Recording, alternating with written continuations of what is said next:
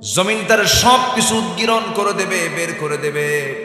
যত সমুদ্রের নাম আমরা শুনেছি, সাবআতু আবহুর, 7 সমুদ্রের নিচে কিন্তু আল্লাহ পাক আগুন রেখে দিয়েছেন। যখন পৃথিবী যখন কিয়ামতের সম্মুখীন হয়ে যাবে, কিয়ামত যখন শুরু হবে, সমুদ্রের পানি ফেটে আগুন বের হয়ে যাবে। আল্লাহু আকবার বলে। মানুষ এই চিত্রগুলো দেখে বলবে অকালাল ইনসানু মা লাহা, মানুষ বলবে কি হলো, এত কিছু সাজালাম গোছালাম, এত সুন্দর নগরী করলাম, সিটি করলাম, এত কিছু করলাম, সব তো মাটির সঙ্গে মিশে গেল, কোনো লাভ হবে না। আমরা যে জমিনে পা রেখে এত দাপট দেখিয়ে বেড়াই, তা আসলে কিন্তু শান্ত নয়। এর নিচে অবিরাম এক রহস্যময় টেকটনিক গতির খেলা চলছে। এই টেকটনিক প্লেটগুলো একে অপরের সাথে যখন সংঘর্ষ করে অথবা সরে গিয়ে জমে থাকা শক্তি হঠাৎ মুক্তি পায়, তখন একটা শক্তিশালী শকওয়েভ সৃষ্টি করে পুরো জমিনকে কাঁপিয়ে তোলে। আল্লাহু আকবার, আল্লাহু আকবার। ক্ষমতা কার? কার ক্ষমতা? আল্লাহর ক্ষমতা। আবার যেন এই কম্পমান যেন নিয়ন্ত্রণে থাকে। আল্লাহ রাব্বুল আলামিন পাহাড়গুলোকে পেরেকের মতো করে দিয়েছেন। আল্লাহ রাব্বুল আলামিন বলেন ওয়াল জিবালা আওতাদা, এই পাহাড়গুলো যে উঁচা দেখি, যেমন উঁচা আমরা দেখি, যে পরিমাণ দেখি তার 100 ভাগের 10 ভাগ দেখি, আর বাকি 90 ভাগ আল্লাহ রাব্বুল আলামিন ফাউন্ডেশন করে পর্বতের নিচে রেখে দিয়েছেন। যেরকম সুবহানাল্লাহ। পর্বতের 10% থাকে হলো উপরে, আর বাকি 90% শুধু ভিতে থাকে নিচের দিকে। কেন? পৃথিবী যেন কম্পমান না হয়। একটু আস্তে করেন সুবহানাল্লাহ, জোরে বলেন সুবহানাল্লাহ। আল্লাহ রাব্বুল আলামিন বলেন وَأَلْقَى فِي الْأَرْضِ رَوَاسِيَ أَن تَمِيدَ بِكُمْ وَأَنْهَارًا وَسُبُلًا لَعَلَّكُمْ تَهْتَدُونَ। জোরে বলুন আল্লাহু আকবার। সূরাতুন নাহল আয়াত নাম্বার 15। আল্লাহ রাব্বুল আলামিন বলেন তিনি জমিনকে স্থাপন করেছেন সুদৃঢ় পর্বতমালা। এটা কেন দিয়েছেন? যেন জমিন যেন হেলে না যায়, দূরে না পড়ে, নড়াচড়া না করে। সুবহানাল্লাহ বলা যাবে না? আর সেই পাহাড় দিয়েছেন কে? আর পাহাড় কেটে সমান করে কে? আল্লাহ। পাহাড় কেটে আল্লাহ সমান করে, মানুষ করে। তাহলে দোষটা কার? আল্লাহ দিলেন পাহাড়কে পেরেকের মতো, সেই পাহাড়গুলো কাইটা সোজা করছে সব। ভূমি দখল, জমি দখল, সরকার চেঞ্জ হলে বাড়ি দখল করে, যারা ক্ষমতায় ছিল তাদের বাড়ি আবার দখল করে। এরকম আছে না নাই? শোনেন, যেটা অন্যায় অন্যায় বলবো। 5 আগস্ট পরবর্তী যারা পুকুর দখল করেছেন, যারা বাড়ি দখল করেছেন, সম্পূর্ণ অন্যায় কাজ করেছেন আপনারা। আসতে কোন কেন? এটা অন্যায়, এটা ইতিহাস হয়ে থাকবে। যে আমার কথাগুলো একসময় ইতিহাস হয়ে থাকবে।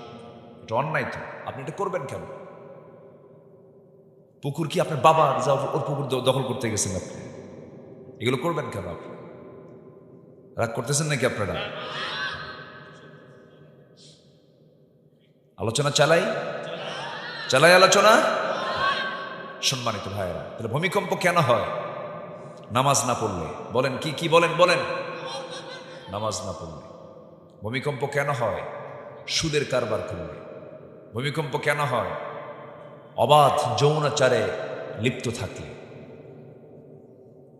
ওই যে কওমে লূত, যারা সমকামিতার অভিষেক করেছিল পৃথিবীতে, শুরু করেছিল সমকামিতা, কওমে লূত আলাইহিস সালামের কওমের লোকেরা, আল্লাহ তাআলা সেই কওমে লূতকে মাটির ভিতরে ভূমিকম্প দিয়ে গেড়ে দিয়েছে। এখনো সেই চিত্র পৃথিবীবাসী দেখে, এখনো আছে ডেড সি এলাকাগুলো, মৃত সাগর। সম্মানিত ভাইয়েরা, আজকে সেই সমকামিতার আইন আমেরিকার মতো দেশে পার্লামেন্ট আইন আকারে পাশ হয়। সমকামিতা তো নাই। আজকে পুরুষকে বিয়ে করে, নারীকে বিয়ে করে। টাঙ্গাইলের মেয়ে নোয়াখালীর মেয়ের প্রতি ভালোবাসায় আসক্তি। ওকে ছাড়া বাঁচবই না। রুচি দেখছেন?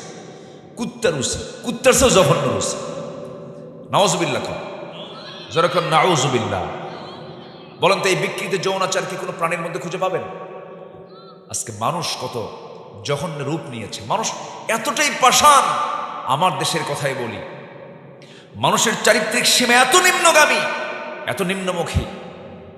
হালুয়াঘাটে এক মহিলা আত্মহত্যা করেছে, সুইসাইড করেছে। এটা অন্যায়, এটা হারাম, এটা জাহান্নামের কাজ। চরম বড় কবিরা গুনাহ।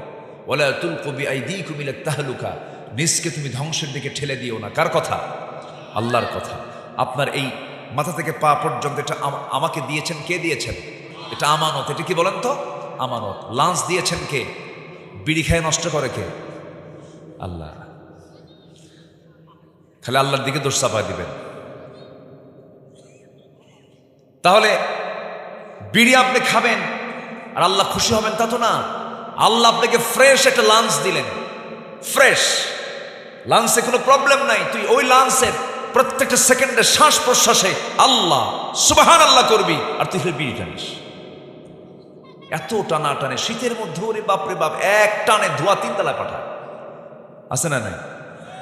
এখন যান ওই মেলার ভিতরে যেখানে সব বসে গেছে, দেখবেন যে এত ধোঁয়া, ইটের ভাটা ফেল।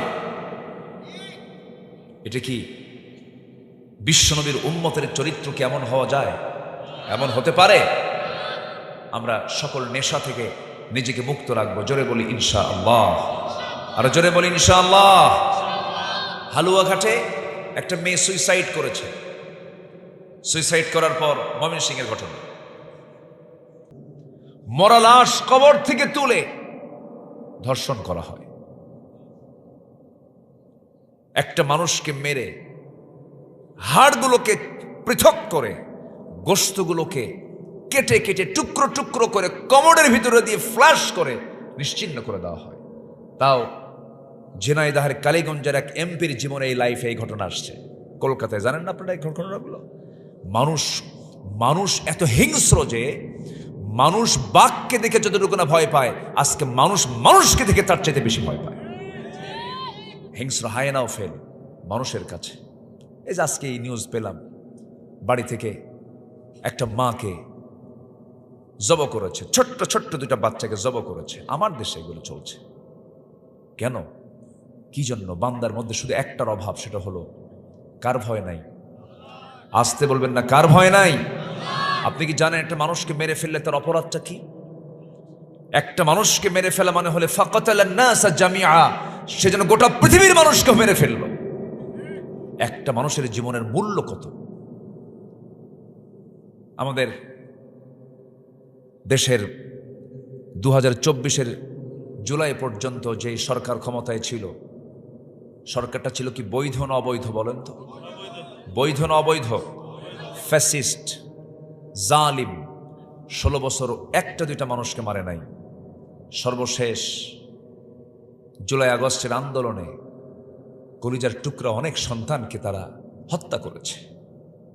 আমি ঢাকায় ছিলাম, আমি সাক্ষী। আমি দেখেছি চিত্রগুলো, কেমন করে পাখির বাচ্চার মতো গুলি করে মেরেছে, ব্রাশ ফায়ার করেছে হেলিকপ্টার থেকে। উত্তরার বেলকুনিতে বসেছিল মা, তার সন্তানকে কোলে নিয়ে চিত্র দেখছে। মার সন্তানের বক্ষ ভেদ করে পিঠ দিয়ে গুলি বের হয়ে গেছে। মা পরে টের পায়, দেখে সন্তান নাই। এই যে চিত্রায়িতগুলো করা হলো, সবকিছুর মূল কারণ হলো ক্ষমতায় টিকে থাকা। কিন্তু ক্ষমতায় টিকে থাকার মানে টিকে রাখার মালিক পৃথিবীর কেউ না। কে? আসতে বলবেন না, কে?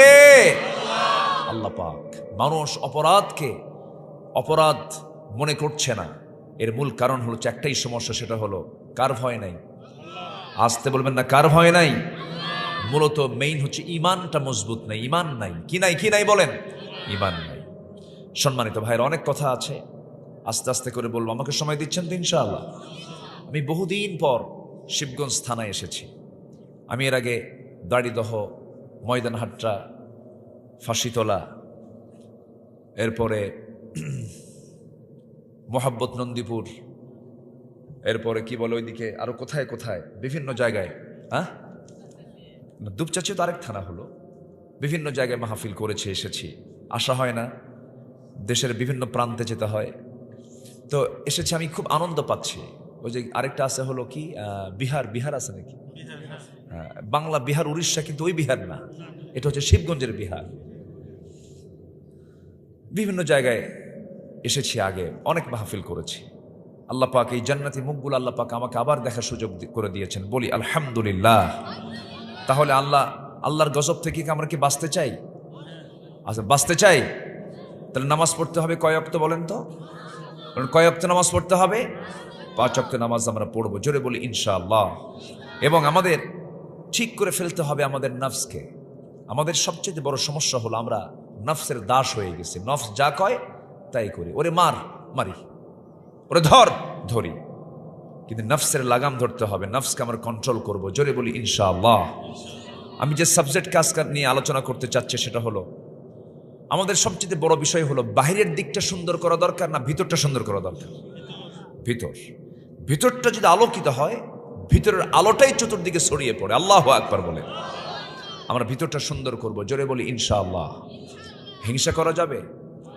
আস্তে কয়, হিংসা করা যাবে? জমি কেনে একজন, ঘুম হয় না আরেকজনের, টেনশন, হাই ওই জমি কেমনে কিনলো, না আছে কিনা বলেন তো, আছে কিনা, অস্থির, অশান্তি, ভাল লাগে না। গ্রামের একটা ছেলে একটু মাথা চাড়া দিয়ে উপরে উঠেছে, ব্যবসা করে, অথবা ভালো একটা চাকরি পেয়েছে, এসপি হয়েছে, অথবা কলেজের লেকচারার হয়েছে, অথবা শিক্ষাবিদ হয়েছে, অথবা ভালো একটা প্রশাসনে চাকরি করে। তো ও ভালো একটা পজিশনে গেছে, আরেকজনের ঘুমই হয় না, ওর ছেলে কেমনে হলো রে বাবা, মানে অশান্তিতে ওর কাম সারা। আছে কিনা? এলো নফসের রোগ। এলো নফসের কি বলেন তো রোগ। বরঞ্চ বলতে হবে আল্লাহ তুমি তাকে বড় করেছো, আমাকেও বড় করো, আমার সন্তানকেও বড় করো। দেখবেন আপনিও নিজেও সুস্থ থাকবেন, আল্লাহ পাক আপনাকেও বড় করে দেবে। এই চিন্তা লালন যে বান্দার মধ্যে থাকবে সে বান্দাই হলো সবচেয়ে সুস্থ বান্দা এবং আল্লাহর পছন্দের বান্দা। বলি আলহামদুলিল্লাহ। হিংসা যে করে তার ক্ষতি হয়, কিন্তু হিংসা যার জন্য করা হয় তার কোনো ক্ষতি হয় না। আগের যুগে মানুষ বিয়ে করতে যেত ঘোড়ায় চড়ে, গরুর গাড়িতে করে বিয়ে করছেন কি? হাত তোলেন। এই যে 2 চাচা, সব বুড়া চাচা, এখনকার যুগে তো না, ওই যে চাচা সব গরুর গাড়িতে গেছে। তো ঘোড়ায় চড়ে বিয়ে করতে যাবে এক যুবক। সে যুবক গ্রামের ভিতরে একজনের ঘোড়া আছে, সেই চাচার কাছে গিয়ে বলছে, চাচা ঘোড়াটা দেওয়া যাবে? কেন, কি হয়েছে? অমুক দিন আমার বিয়া। চাচা এখন ওর দিকে তাকায় বলে, গ্রামের সবাইকে ঘোড়া দিলেও তোরে ঘোড়া দেব না। কি কথা কি বুঝতেছেন আপনারা? মন টন খারাপ করে চলে আসছে বাড়িতে। রূপক অর্থে বলছি, সবে কদর আসছে, সবে কদর রাত্রিতে গিয়ে মসজিদে নামাজ পড়ে তাহাজ্জুদ পইরা শেষ দোয়ায় হাত তুলে এই যুবকটা দোয়া করতেছে, আল্লাহ আজকে রাত্রিতে তোমার কাছে আমার নিজের জীবনের জন্য কোনো দোয়া নাই, আমি আমার জন্য কিচ্ছু চাই না, তোমার কাছে আমার একটাই চাওয়া, বুড়ার জন্য ঘোড়া মরে। বুড়ার জন্য কি মরে? ঘোড়া। এই দোয়া করে বাড়িতে চলে আসছে। আসার পরে মার চোখে পানি দেখে সন্তান বলছে, বাবা, মা তোমার চোখে পানি কেন? কে বাবা কাঁদবো না, সমস্যা কি হয়েছে? তোর গরু মরছে। কি মরছে? গরু কার? আল্লাহর গরু। গরু তো আল্লাহ ঠিকই আছে, গরুটা কার? যে দোয়া করে মসজিদ থেকে বের হয়েছে। তো মালাকুল মউত ঠিকই আসছে, ঘোড়ার কাছে গেছে না গরুর কাছে গেছে? গরুর কাছে গেছে। আপনি যার জন্য হিংসা করবেন তার কোনো ক্ষতি হবে না, ক্ষতি হবে আপনার নিজের। হিংসা হচ্ছে নফসের বড় রোগ। আমরা হিংসা থেকে নিজেকে গুটিয়ে রাখবো। ইয়াকুম ফিল হাসাদ ফাইনাল হাসাদা ইয়াকুলুল হাসানাত কামা তাকুলুন নারুল হাতাব। হিংসা মানুষের সমস্ত আমলকে নাশ করে দেয়, ধ্বংস করে দেয়। হিংসা মুক্ত হৃদয় আমরা বানাবো, জোরে বলি ইনশাআল্লাহ। নফসের রোগ হলো অহংকার করা, নফসের রোগ হলো অবৈধ কামনা বাসনা করা। নিজের বইয়ের দিকে নজর যায় না, খালি মানুষের বইয়ের দিকে নজর যায়। হ্যাঁ, যায় না? এরকম যায় না? মানে আপনাদের ভাবসাব দেখে মনে হচ্ছে সব ফেরেশতা বসে আছে, আমরা মনে হয় এখানে। নফসের রোগ হলো অবৈধ কামনা বাসনা, বিভিন্ন কিছু চাওয়া, প্রাপ্তি, কত কি মনে হয়, কিন্তু না, এই সমস্ত রোগগুলোকে নিজের নফসে জায়গা দেওয়া যাবে না। আল্লাহ রাব্বুল আলামিন বলেন, ওয়া আম্মা মান খাফা মাকামা রাব্বিহি ওয়া নাহান নাফসা আনিল হাওয়া ফাইন্নাল জান্নাতা হিয়াল মাওয়া। জোরে বলুন আল্লাহু আকবার। যার দিলের মাকামে আল্লাহর ভয়টা জাগ্রত হয়ে যাবে এবং নফসের বিরুদ্ধে যে চলবে, নফসের আনুগত্য যে ব্যক্তি করবে না, আমি আল্লাহ রাব্বুল আলামিন তার জন্য স্পেশাল জান্নাত, জান্নাতে মাওয়া তার জন্য বরাদ্দ করেছি। জোরে বলি সুবহানাল্লাহ। এই জন্য নফসের দাসত্ব করা যাবে না। মন তো খারাপ কিছু চায়, এটা চাই, ওটা চাই, ওটা চাই, কিন্তু নফসকে কন্ট্রোল করতে হবে। ঈমান দিয়ে নফসকে নিয়ন্ত্রণ করতে হবে। নফস হলো দুনিয়াবি চেতনা, লেজিসলেটিভ, রূহ হলো অ্যাডমিনিস্ট্রেটিভ, আর কলব হলো ফেডারেটিভ, বাস্তবায়ন বিভাগ। এই জন্য আল্লাহর কাছে চাইতে হবে, আল্লাহ ইয়া মুকাল্লিবাল কুলুব সাব্বিত কলবি আলা দীনিক। আল্লাহর কাছে চাইতে হবে, আল্লাহ তুমি আমার নফসকে, আমার কলবকে তোমার দ্বীনের উপরে সাবেত করে দাও, তোমার মুখী করে দাও। আল্লাহ রাব্বুল আলামিন কোন নফসকে জান্নাত দিবেন? ইয়া আইয়াতুহান নাফসুল মুতমাইন্নাতু রজিই ইলা রাব্বিকি রাদিয়াতাম মারদিয়াহ ফাদখুলি ফি ইবাদি ওয়াদখুলি জান্নাতি। জোরে বলুন আল্লাহু আকবার, আরো জোরে আল্লাহু আকবার। সেই নফসকে শুদ্ধ করার জন্য 10টা পন্থা আমি আপনাদের সামনে আলোচনা করতে চাই। 10 পন্থা অবলম্বন করলে পরে নফসটা আমার শুদ্ধ হয়ে যাবে। কয়টা পন্থা বলেন? 10টা পন্থা। আমি কি একটাও বলেছি নাকি? একটাও বলি না। এখন 1 নাম্বার শুরু করলাম, যদি কোনো বান্দা তওবা করে তার নফসটা শুদ্ধ হয়ে যাবে। জোরে বলেন সুবহানাল্লাহ। তওবা করব কার কাছে? এখানে যারা যারা বসে আছেন গুনাহ নাই কার কার হাত তোলেন। গুনাহ কার কার নাই? গুনাহ আছে সবার? গুনাহ আছে? গুনাহ থাকলে অবশ্যই তার তওবা করার দরকার আছে না নাই? চোখের পানি ফেলার দরকার আছে না নাই? চোখের পানি ফেলবো কার কাছে? বলেন কার কাছে? আল্লাহর কাছে। মানুষের কাছে কান্নাকাটি করে কোনো লাভ নাই তো।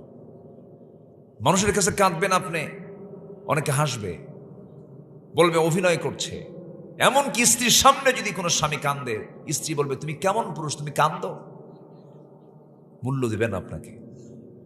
স্ত্রী কাঁদবে স্বামীর কাছে, স্বামী বলবে মেয়ে মানুষ এমন করে কান্দে, পৃথিবীর কারো কাছে আপনি কান্নার মূল্য পাবেন না। কিন্তু যদি রাতের একটা আধারে একটা ঘরের কোনায় যদি আপনি সিজদায় পড়ে পড়ে ওয়াল্লাযীনা ইয়াবিতুনা লিরাব্বিহিম সুজদান ওয়া কিয়ামা, যদি কোনো বান্দা রাতের আধারে সিজদায় পড়ে পড়ে যদি 1 ফোঁটা চোখের পানি যদি আল্লাহর ভয়ে ফেলতে পারে, আল্লাহ রাব্বুল আলামিন বলেন 7 সমুদ্রের পানি দিয়ে জাহান্নাম না নিভলেও তোর 1 ফোঁটা চোখের পানি দিয়ে 7টা জাহান্নাম নিভায় দিয়ে আমি তোর জান্নাতের বাজেট পাস করে দেব। জোরে বলি সুবহানাল্লাহ। কাঁদবো কার কাছে? আসতে বলেন কাঁদবো কার কাছে? আল্লাহর কাছে। দিন শেষে আমার বন্ধুকে আসতে বলবেন না। কে? মার পেটে ছিলাম 9 মাস 10 মাস, কে খাওয়াইছেন? কে খাওয়াইছেন? কেউ সঙ্গী ছিল না, সঙ্গী ছিলেন কে? রুহের জগতে ছিলাম। সেই রুহের জগতে আমরা স্বীকৃতি দিয়ে এসে চলে আসতে রব্বিকুম ক্বালু বালা, হ্যাঁ তুমি আমার রব। মার পেটে আসলাম, 10টা মাস থাকলাম, এরপরে দুনিয়াতে আসলাম। সকল ক্ষেত্রে সবচাইতে বড় অবদান হলো আমার আল্লাহ তাআলার। মাথা থেকে পা পর্যন্ত আপনি তাকায় দেখেন 100% অবদানগুলো কার? আমার কথায় মনে হয় আপনারা কষ্ট পাচ্ছেন কিনা জানি না। একটু তাকায় দেখেন তো নিজের দিকে, আল্লাহ পাক কি দেননি আমাকে, আমাকে কি দেননি। মাথার চুল থেকে পার গোড়ালি পর্যন্ত আপনি তাকায় দেখেন তো, সব কার দেওয়া? আসতে বলুন কার দেওয়া? কোন জিনিসের প্রয়োজন নাই বলেন তো? এখান থেকে কোনো জিনিস বাদ দিলে আমরা থাকতে পারবো? সব দিয়ে দিয়েছেন। আল্লাহ রাব্বুল আলামিন বলেন আলাম নাজআল লাহু আইনাইনি ওয়া লিসানান ওয়া শাফাতাইনি ওয়া হাদাইনাহুন নাজদাইন। বান্দার টানা টানা 2টা চক্ষু দিলাম। এই চক্ষুটা এত সুন্দর করে দিয়েছি, এই চোখকে আমি আল্লাহ রাব্বুল আলামিন চামড়ার বাইরে রেখে দিয়েছি। চোখ বন্ধ হলে ঢেকে যায়। এই যে চামড়া একটা প্যাকেট, এর ভেতরে ইনফেকশন হওয়ার সম্ভাবনা কম, কিন্তু চোখ কিন্তু একটা বাইরের জায়গায় বাইরে রেখে দিয়েছেন। চোখটা ভেজা জায়গায় রেখে দিয়েছেন, চোখ ইনফেকশন হতে পারে। এই জন্য আল্লাহ রাব্বুল আলামিন চোখের ভিতরে পানি রেখে দিয়েছেন। প্রত্যেকটা দিন 24 ঘন্টায় বান্দার চোখ থেকে 1 মিলিলিটার অশ্রু চোখ থেকে নির্গত হয়। জোরে বলুন সুবহানাল্লাহ। সেই চোখের পানি মিঠা না লবণ? আস্তে কয়, মিঠা না লবণ? লবণ। লবণ কেন করেছেন? দেহের বিভিন্ন জায়গার এই যে আমার মুখের যে লালা, এটাকে স্বাদহীন করেছেন, কোনো স্বাদ নাই। আল্লাহ রাব্বুল আলামিন জিহ্বার চতুর্পাশের লালাগুলোকে স্বাধীন করে দিয়েছেন, আবার চোখের পানিকে লবণ করে দিয়েছেন, আবার কানের যে ময়লা এটাকে তিতা করে দিয়েছেন। কানের ময়লা এলাকায় কি বলে? খোল, মানে গরু খায়, গরুর খাবারের নাম কি? ওই খোল। এই খোল তো না হয় যদি মিষ্টি হতো, মিষ্টি আছে যেখানে পিঁপড়া আছে, ঘুম আসার সঙ্গে সঙ্গে সব পিঁপড়া কার কানে? সলিমুদ্দির কানে। ঘুম পারবেন কখন আপনি? এই জন্য কোনো পিঁপড়া যদি রাস্তা মিস করে হঠাৎ করে কানের মধ্যে ঢুকেও যায়, ভিতরে যায় দেখে তিতা, তাড়াতাড়ি বের হয়ে চলে আসে। কেউ তো সুবহানাল্লাহ বললেন না। এগুলো কে করে দিয়েছেন? আসতে বলবেন না, কে করে দিয়েছেন? আল্লাহ। এই চোখের দুই কোনায় রাতের বেলা ঘুম পাড়ার পরে ঘুম থেকে যখন উঠে আমরা সকালবেলা যাই, সকালবেলা ওয়াশরুমে যখন চলে যাই, চোখের দুই কোনায় সাদা সাদা ভাব থাকে, এটাকে কি বলে এলাকায়? কেঞ্জুল। কি খায় বলেন? যদিও দেখে মনে হয় ময়লা ময়লা, কিন্তু এটা কোনো ময়লা নয়। এটা হলো আল্লাহ রাব্বুল আলামিন স্থায়ী মলমের ব্যবস্থা করে দিয়েছেন। বান্দা, মার পেট থেকে ওই চোখ নিয়ে এসেছিস, চোখটা খোলা। এই চোখে যেন কোনো জীবন অ্যাটাক না করে, তোর চোখ যেন নষ্ট না হয়। কারণ চোখ নষ্ট হলে পৃথিবীর কিছুই দেখতে পারবি না, কোনো কাজকর্ম করতে পারবি না। এই জন্য মৃত্যু প্রত্যেকটা দিন, প্রত্যেকটা 24 ঘন্টা আমি 1 মিনিটের পানি বের করে দিয়া স্থায়ী মলমের বন্দোবস্ত আমি আল্লাহ প্রত্যেক চোখে করে দিয়েছি। জোরে কোন সুবহানাল্লাহ। চোখ হলো আল্লাহ রাব্বুল আলামিনের কত বড় নিয়ামত। পলক আছে, এই পলক প্রতি মিনিটে 15 থেকে 20 বার মানুষের চোখের পলকটা পড়ে। 15 থেকে 20 বার। এটা কি আপনি ফেলেন না আল্লাহ ফেলায় দেয়? এমনি পড়ে, কিন্তু ন্যাচারাল চোখটা আপ ডাউন করছে প্রতি মিনিটে 15 থেকে 20 বার। এরপরে অস্ত্র বের হয়। এরপর এই চোখের পলকটা হচ্ছে একটা প্রাকৃতিক ওয়াইফার, যা ময়লা আস্তে আস্তে সে বের করে দেয়। যেরকম সুবহানাল্লাহ। আমরা যখন কাঁদি তখন চোখ দিয়ে কি বের হয় বলেন? পানি বের হয়। সেই অশ্রু আবার পুষ্টি এবং অক্সিজেন সংগ্রহ করে, জোগাড় করে দেয়, কারণ চোখের কর্নিয়াতে কোনো রক্তনালী থাকে না। আল্লাহু আকবার বলেন। কি নিয়ামত আল্লাহ পাক দিয়েছেন। আমাদের দুই চোখে প্রায় 27 কোটি 40 লক্ষ ফটো রিসেপ্টর নামক নিয়োজিত শ্রমিক 24 ঘন্টা কাজ করে যাচ্ছে আমাদের চোখের শ্রমিকগুলো। যেরকম সুবহানাল্লাহ। এগুলো কি করছে? যখন আলো আপনার চোখে গিয়ে পড়ছে, যখন ফটো রিসেপ্টরের কাছে চলে যাচ্ছে, তখন ফটো রিসেপ্টর সেটাকে প্রসেসিং করে আপনার অপটিক নার্ভে পৌঁছে দিচ্ছে, এবং সেখান থেকে ইলেকট্রিক ইম্প্যালেন্সের মাধ্যমে সেটা আমাদের ব্রেইনের অক্সিপিটাল ল্যাবে চলে যাচ্ছে। ফলে আমরা দেখতে পাচ্ছি। এই যে অপটিক নার্ভের কথা শুনলাম, আমরা শুধুমাত্র এখানে 60 থেকে 70 লক্ষ তারের মতো ফাইবার আমার আপনার চোখের পেছনে আল্লাহ পাক রেখে দিয়েছে। একটু জোরে বলা যাবে না ভাই সুবহানাল্লাহ? জোরে কোন সুবহানাল্লাহ। তাহলে শুকরিয়া আদায় করব কার? আসতে বলবেন না, কার? ক্ষমা চাইব কার কাছে? সকল কিছুর অবদান একমাত্র কার? আল্লাহ পাকের।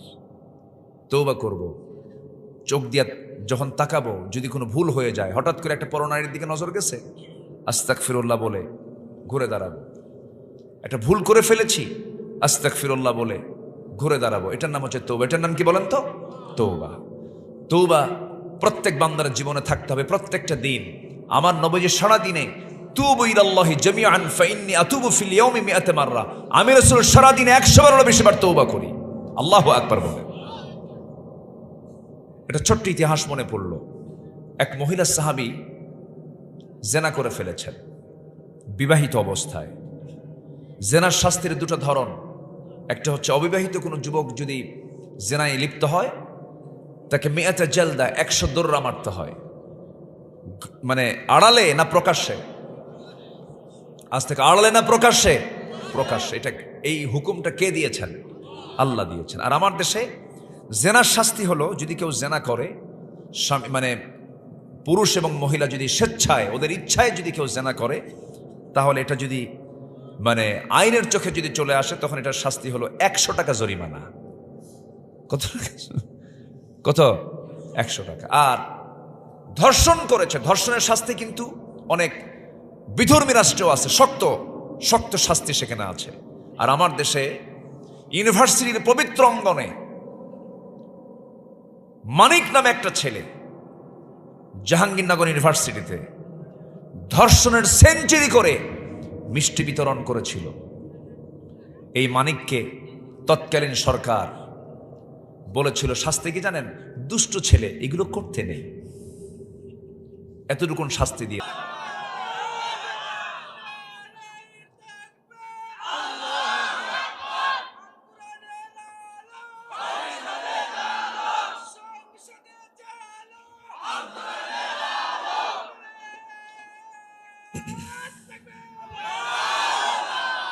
রাগ করলেন আমার কথায়? রাগ করা যাবে না। যে মুসলমান কোরআনের কোন শরিয়া আইনকে, কোরআনের কোন বিধানকে যদি কেউ অবহেলার চোখে দেখে, সে জাহান্নামী। জাহান্নামী সে। অনেকে বলেই ফেলে, অবলীলাই বলে ফেলে। আজকের এই আধুনিক দুনিয়ার এই বিশ্ব রাজনীতির প্রেক্ষাপটে কোরআনের আইন সবুজ ভূখণ্ড বাংলাদেশে বেমানান, এই জাতীয় কথা বলা মানে মুনাফিকের কাতায় তার নাম লিখে ফেলে দেওয়া। আমরা গ্রামার বুঝি, আমরা যদি বুঝি, আল্লাহ বোঝে না? আল্লাহ বোঝেন না? আল্লাহরও বেশি বুঝেন। সূর্যের মালিককে বলেন, সূর্যের মালিককে, চাঁদের মালিককে। সূর্যটা কি দুর্বল? সূর্য কি ভেজা ভেজা মনে হয়? এটা পাল্টাও, আরেকটা সূর্য নিয়ে আসো। যিনি সূর্য সৃষ্টি করেছেন তিনি কোরআন নাজিল করেছেন। এটা এমন একটা কিতাব, সকল সমস্যার সংকট, সকল সমস্যার সমাধান করার জন্য কোরআনই একমাত্র বলিষ্ঠ কিতাব। যেরকম সুবহানাল্লাহ। আমরা তওবা করব কার কাছে? আল্লাহর কাছে। ওই মহিলা সাহাবী জিনা করেছেন, অনুতপ্ত হলেন, চোখের পানি ফেলে নবীর কাছে এসে বলছেন, হুজুর আমি বড় একটা পাপ কাজ করে ফেলেছি। কি করেছ? আমি জিনা করে ফেলেছি। রাসূল বলেন, না তুমি জিনা করো নাই। একা তো মানা করছেন বারবার, না আমি জিনা করে ফেলেছি, না তুমি করো নাই, না আমি সত্যি জিনা করে ফেলেছি।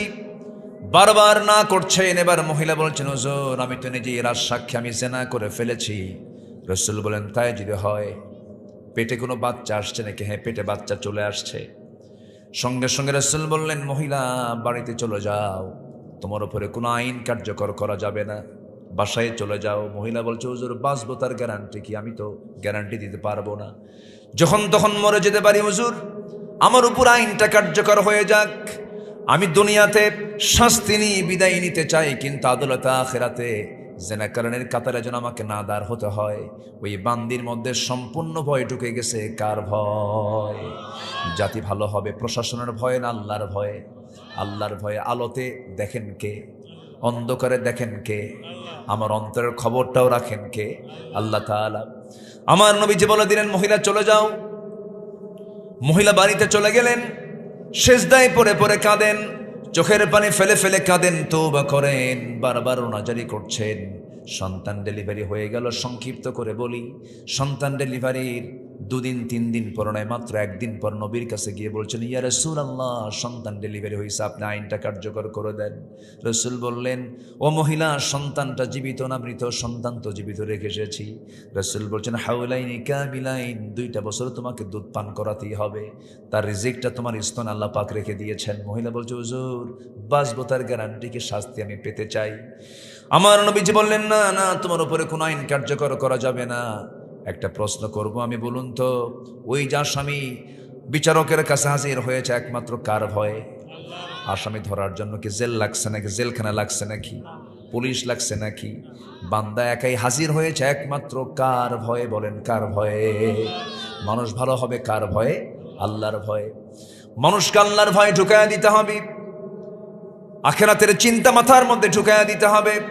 এই জাতীয় শিক্ষা জাতির প্রয়োজন। মানুষ তখনই ভালো হয়ে যাবে। আমরা যতই চিন্তা করো না কেন, দিন শেষে আমাকে ফিরে যেতে হবে কার সামনে? আল্লাহর সামনে। আমার বন্ধুগণ, ওই মহিলাকে আবার ফেরত দিয়ে দিলেন। ফেরত দেওয়ার পরে ওই মহিলা ওই সন্তানকে 6টা মাস দুধ পান করালেন। অন্য খাবারের প্র্যাকটিস বন্ধ করে দিলেন, অন্য খাবারের প্র্যাকটিস করে দিয়ে দুধটা টোটালি বন্ধ করে দিলেন। সন্তানকে এবার টোটালি দুধ বন্ধ করে নবীর সামনে এবার সন্তান সহ 3য়বারের মতো হাজির হয়ে বলছে, হুজুর এই যে সন্তান নিয়ে এসেছি, আমার আর প্রয়োজন হবে না, কারণ সে আমার বুকের স্তনের দুধ খাওয়া বন্ধ করে দিয়েছে। দয়া করে আর ফেরত দিবেন না, আজকে আমাকে শাস্তি কার্যকর করে দেন। আমার নবীজি হাত আগায় দিলেন, সন্তানটা কোলের মধ্যে উঠায় নিয়ে উঁচু করে ধরে বলছেন, কোন সাহাবী আছে এই সন্তানের লালন পালন? আমি রাসূল ঘোষণা করছি ফাহিয়া ফিল জান্নাতি কাহাতাইন, দুই নখের দূরত্ব আমার সঙ্গে সেই সাহাবী জান্নাতে অবস্থান করবে। সাহাবী একজন নিয়ে চলে গেল। রাসূল বলছেন, ও সাহাবীরা, এই মহিলাকে নিয়ে যাও, ও মুক্ত মরু প্রান্তরে বুক পর্যন্ত পুঁতে রেখে তাকে পাথর মেরে শেষ করে দাও। বিধানগুলো কার? আসতে বলবেন না, কার কার কার বিধান? বাস্তবায়ন করা হলো, তার উপরে শাস্তির প্রয়োগ করা হলো। সাইয়েদনা আলী রাসূলের সামনে এসে বলছেন, ইয়া রাসূলুল্লাহি, ওই মহিলার কিছু রক্ত আমার গায়ে এসে লাগলো, নাপাক রক্ত আমার গায়ে এসে লেগেছে, জেনাকারিনী নারীর রক্ত আমার গায়ে লেগেছিল। রাসূল বলছেন, ও আলী, কার রক্তকে নাপাক রক্ত বলো? তুমি কি জানো ওই মহিলার রক্ত জমিনে স্পর্শ হওয়ার পূর্বে আল্লাহ রাব্বুল আলামিন তাকে জান্নাতের মেহমান বানায় নিয়েছে। আলী যা বলছে আর বলতে যেও না, জানাজার আয়োজন করো। জানাজা শুরু হয়ে গেল। আমার নবীজি নিচে জানাজায় হাজির হলেন, জানাজা সম্পূর্ণ করলেন। রাসূল নিজে জানাজা পড়ায়া দিলেন। এরপরে বলছেন, সাহাবীরা, কিছুক্ষণ পূর্বে যে নারীর জানাজা সম্পূর্ণ করা হলো, এই মহিলা জীবনের শেষ সময় পর্যন্ত যে পরিমাণ তওবা করেছে, এই তওবা যদি মদিনার ৭০ জন গুনাহগারদের মাঝে যদি বন্টন করে দেওয়া হতো, প্রত্যেককে আল্লাহ রাব্বুল আলামিন মাফ করে সবাইকে জান্নাত দিয়ে দিতেন। এই জন্য আমরা ১ নম্বর কাজ করব, নফসকে শুদ্ধ করার জন্য তওবা করব। আমরা কি করব বলেন? তওবা করব। কার কাছে বলেন? কার কাছে? আমি কিছুক্ষণ পর বাঁচবো, তার কোনো গ্যারান্টি আছে নাকি? আমি কালকে সকালবেলা ভোরে আমি সুস্থ অবস্থায় উঠবো, তার কোনো গ্যারান্টি আছে নাকি? চোখের সামনে কত বন্ধুর বিদায় হয়ে গেল। বাপ চলে গেল, মা চলে গেল, ভাই চলে গেল, বন্ধু বান্ধব চলে গেল। এই শিবগঞ্জের সঙ্গে দুপচাচিয়ার তালুচ এলাকায় আমার এক বন্ধু ছিল, নাম জিয়াউর রহমান। ভালো হাফেজ ছিল, ভালো কণ্ঠ ছিল, আর্মিতে চাকরি করত, একসঙ্গে পড়াশোনা করেছি। আমি জানতাম না সে মারা গেছে। মাঝে মাঝে ফোনে কথা হতো। হঠাৎ করে একদিন ফোন দিলাম। ফোন দিয়ে আমি সালাম দিলাম। মহিলার কণ্ঠ, অপর থেকে মহিলার কণ্ঠে জবাবটা চলে এলো। ভাবলাম মনে হয় তার স্ত্রী হতে পারে। বললাম, আমার বন্ধু জিয়া কোথায়? অপর প্রান্ত থেকে জবাব আসতেছে, জিয়া তো নাই। আসলে পরে আপনি আমাকে একটু বলবেন, আমার কথা বলবেন। এখন বলছে, জিয়া তো এমন দেশে গেছে যে দেশ থেকে মানুষ আর কখনো ফিরে আসে না, চলে গেছে দুনিয়া থেকে। আমি একদম আশ্চর্য হয়ে গেলাম। এই তো দুনিয়া, কে কখন চলে যাব আমরা কেউ তো বলতে পারি না। কত প্রিয়জন আপনজন সব দুনিয়া থেকে বিদায় হয়ে যায়, একদিন সবাই চলে যাব। এখানে যারা আজকে শিশু যে জন্ম নিল, ১০০ বছর পরে সেই শিশু দুনিয়াতে থাকবে না, আমরা কেউ থাকবো না। আমাদের জায়গার একজন দখল করে ফেলবে, সব কিছু নিয়ে ফেলবে। কিন্তু দিন শেষে আমার বন্ধু একমাত্র যিনি থেকে যাবেন, তিনি আমার কে? আল্লাহকে ছাড়া, আল্লাহকে মাইনাস করা যাবে না। আল্লাহর সঙ্গে সম্পর্ক সব সময়ের জন্য আমরা রাখবো। আল্লাহ রাব্বুল আলামিন বলছেন, যারা ঈমানদার তারা সবচেয়ে বেশি মহব্বত করবে কাকে? ওয়াল্লাযীনা আমানু আশাদ্দু হুব্বাল লিল্লাহ। ঈমানদাররা সবচেয়ে বেশি মহব্বত করে কাকে? আসতে বলবেন না, কাকে? আল্লাহ আমার কাছে না দূরে? আজ থেকে আল্লাহ আমার কাছে না দূরে? আল্লাহকে যত কাছে টানবেন আপনি পাপ থেকে বাঁচবেন। ওয়ানাহানু আকরাবু ইলাইহি মিন হাবলিল ওয়ারিদ। বান্দা, আমি তোমার স্কন্দ শিরার চেয়েও নিকটে থেকে যাই। বান্দা, তুমি কি করো সব আমি বুঝি। তুমি মনের মধ্যে কোন কল্পনা আঁকছো, কি চিন্তা করছো, কি কুটিল ভাব তুমি চিন্তা করছো, কেউ না জানলেও কোনো প্রশাসন জানবে না। একমাত্র জানার কে জানবেন? কে জানবেন? আল্লাহ জানবেন। এই জন্য আল্লাহকে সাক্ষী রেখে আমরা চলবো। আত্মশুদ্ধিতার জন্য, নফসের শুদ্ধতার জন্য 10টা পন্থার 1 নম্বর পন্থা কেবল বললাম। নাম্বার 2 হলো সালাতের প্রতি আমরা যত্নশীল হব। আমাদের নামাজ যত সুন্দর হবে, আমাদের ঈমান তত মজবুত হয়ে যাবে। নামাজ পড়ব কয় ওয়াক্ত বলেন? আসতে বলবেন না, কয় ওয়াক্ত নামাজ? বলুন তো, আদর্শ গ্রামের বৈশিষ্ট্য হলো ফজরের মুসল্লি বেশি হবে না জোহরের মুসল্লি বেশি হবে? ফজরে মানুষ বেশি সময় বাড়িতে থাকে। যেই লোকটা নামাজ ফরজ পুরুষ মানুষ অথচ বাড়িতে থাকে, মসজিদে আসে না, রাসূল বলেছেন আমি যেন তার বাড়িতে আগুন লাগায় দেই। এটা কার কথা? রাসূলের কথা। রাসূল বলছেন আমি যেন তার বাড়িতে গিয়ে আগুন ধরায় দিই। আমি আগুন লাগায় দিতাম যদি ওই বাড়িতে যদি শিশু আর নারী না থাকতো, আগুন লাগাই দিতাম। তো কত বড় শক্ত কাজ জামাতে নামাজ পড়া। বলুন তো, এখন আমার দেশে মুসল্লি বেশি না মসজিদ বেশি? বলেন। একটা গ্রামের এক মাথায় এক মসজিদ, আরেক মাথা আরেক মসজিদ, মাঝখান দিয়ে আরেকটা মসজিদ, একটার পর আরেকটা মসজিদ। আমি কি ভুল বললাম? শুধু মসজিদ মসজিদ দিয়ে ভরা। সে মসজিদগুলো কত সুন্দর, চাকচিক্যময়, টাইলস দিয়ে ভরা, এসি, শীতাতপ নিয়ন্ত্রিত মসজিদ। জুমার মুসল্লি একদম টুইটম্বর জায়গা হয় না। জুমার মুসল্লির প্রথম কাতারে সব বেনামাজিগুলো আসে জুমার দিন, বোঝেন নাই? মসমসা লুঙ্গি আর খদ্দরের পাঞ্জাবি আর হাইব্রিড জাতের 2.5 ইঞ্চি মোষের মোষ, বোঝেন নাই? মাথায় টুপি লাগায়া যায় নামাজ একটা ঘাড়ে দিয়ে মনে হচ্ছে আসমান থেকে কেবলই ফেরেশতা জিবরাইল নামলো। এরকম আছে না নাই? এই সমস্ত মুসল্লি হওয়া যাবে না। নামাজ পড়তে হবে কয় ওয়াক্ত? আসতে বলবেন না, কয় ওয়াক্ত নামাজ? 5 ওয়াক্ত নামাজ আমরা পড়বো। জোরে বলি ইনশাআল্লাহ, আর জোরে বলি ইনশাআল্লাহ।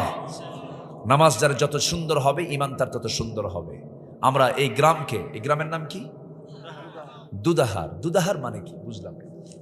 দুদাহার, হ্যাঁ,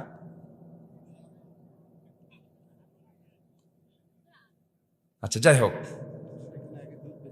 ও তাই না? আচ্ছা আচ্ছা, দুধের বিক্রি চলতো মনে হয় বেশি। জি জি, দুধ বিক্রি হতো, জান্নাতের খাবার। বলি আলহামদুলিল্লাহ, যেরকম আলহামদুলিল্লাহ। তবে দুনিয়ার দুধ খেলে পরে বুড়া বুড়া বেশি হয়, শিশু যুবক হয়, কিশোর হয়। কিন্তু জান্নাতের যে দুধটা পান করবেন, জান্নাতের দুধ খেলে পরে ওই লোক আর কোনোদিন বুড়া হবে না। কেউ তো সুবহানাল্লাহ বললেন না। জান্নাতের শরাব পান করলে পরে যৌবন ডাবল হয়ে যাবে। জান্নাতের মধু পান করলে পরে চামড়ার যে একটা সৌন্দর্য আসবে, কোনোদিন নষ্ট হবে না। আল্লাহ পাক জান্নাতের মধ্যে 4টা নহর রেখেছেন। কয়টা নহর? মধু, দুধ, এরপরে পানি এবং শরাব। দুনিয়ার মদ না, দুনিয়ার মদ খেলে তো মাতাল হয়ে যায়। দুনিয়ার মদ খেলে কি ঠিক থাকে? চোখগুলো লাল হয়, চোখ বের হয়ে যাওয়ার মতো হয়। পাপ করলে পাপ তাকে ঘেরাও করে ফেলে। বিড়ি খেলে ঠোঁট কালো হয়। বিড়ি খেলে কি হয়? তুই বিড়ি খাবি, তোর ঠোঁট দেখে মানুষ বলবে বিড়ি খোর। মদ খাবি, তোর চোখ দেখে বলবে পাক্কা মদ খোর। ঠিক কিনা বলেন? আল্লাহ পাক পাপের চিহ্ন ঢুকায় দেন।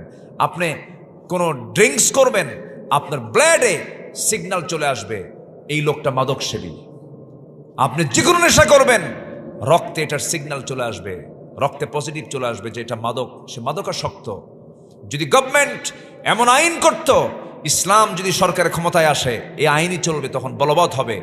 কোন ব্লাডে যদি মাদকের কোনো যদি পজিটিভ যদি পাওয়া যায়, গভর্নমেন্ট কোনো চাকরি সে কোনোদিন করতে পারবে না। নেশা থাকবে, নেশা কেউ করবে? 14 গোষ্ঠী করবে না, যেহেতু জীবনই শেষ হয়ে যাবে। আসল জায়গায় কাজ করতে হবে।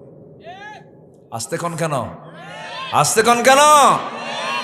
1000 বছর সুদের বিরুদ্ধে ওয়াজ করে আপনি সুদ বন্ধ করতে পারবেন না। যদি সংসদে একটাবার যদি সুদ নিষিদ্ধ করা হয়, কোন গ্রামে গঞ্জে একটা সুদের গন্ধ পাবেন না আপনি। রাগ করতেছেন নাকি আপনারা? মদের দোকান আমার বগুড়া জেলায় আছে না নাই বলেন তো আমাদের? বলেন বলেন, আছে কিনা বলেন? মনে হয় সিরাজগঞ্জে নাই, নওগাঁতে নাই। মদের দোকানদারের মালিক কারা? নামের আগে মোহাম্মদ আছে না নাই বলেন তো? হাজি মোহাম্মদ আছে, কিন্তু মদের দোকানদার। আবার আমার দেশে এমনও হুজুর আছে, মদের দোকান উদ্বোধন হবে, হুজুরকে দাওয়াত দেয়, দোয়া করে আল্লাহ এই দোকানে কাস্টমার বাড়ায় দাও। আছে, এরকমও আছে। এগুলো করা যাবে না। আমরা ইমানদার, আমরা ইমান নিয়ে চলবো। জোরে বলি ইনশাআল্লাহ, আর জোরে বলি ইনশাআল্লাহ। সবাই কি নামাজ পড়তে রাজি আছেন ইনশাআল্লাহ? কয় ওয়াক্ত নামাজ? আমরা দুদাহারের গ্রামকে বেনামাজি মুক্ত দেখতে চাই। সবাইকে রাজি আছেন তো ইনশাআল্লাহ? ফজর নামাজ বাস্তবায়ন কমিটি করবেন। যুবকরা তোমরা প্রস্তুত হয়ে যাবা। কারা কারা নামাজ পড়ো না তাদের তালিকা করবা। যেদিন দুদাহারের গ্রামের মসজিদে জোহরের চাইতে ফজরের মুসল্লি বেশি হবে, সেদিন থেকে আমি হলফ করে বলতে পারি এই গ্রামে কোনো মাদক, নেশা, চুরি, অসামাজিক জিনার মতো কাজ, সব কাজ বন্ধ হয়ে যাবে। একমাত্র নামাজই পারে মানুষকে ভালো রাখতে। আল্লাহ তুমি এই গ্রামকে বেনামাজি মুক্ত করে দাও। জোরে বলি আমিন। নামাজি বানায় দাও। জোরে বলি আল্লাহুম্মা আমিন। আমি খুব কষ্ট দিয়ে শক্ত ভাষায় কথা বলছি, রাগ করতেছেন কিনা আমি জানি না। আচ্ছা, দুটো চলে গেল। নাম্বার 3 হলো রোজা রাখা। নফসকে শুদ্ধ করার জন্য মাঝে মাঝে রোজা রাখতে হবে। যুবকরা, আজকে দুনিয়াতে ফিতনা প্রচুর। আমি মাহফিল আজকে যুবকদের বেশি দেখছি। প্রচুর ফিতনার দুনিয়ায় তোমরা আসছো। এই জামানায় ঈমান রক্ষা করা খুব কঠিন ব্যাপার, প্রচুর কঠিন। মেয়েদের গায়ে কাপড় চোপড় আছে এখন? আসতে কয়, মেয়েদের গায়ে কোনো কাপড় চোপড় আছে? আচ্ছা, গড়ে ফেরেছে গায়ে কাপড় বেশি কি নারীদের না পুরুষের?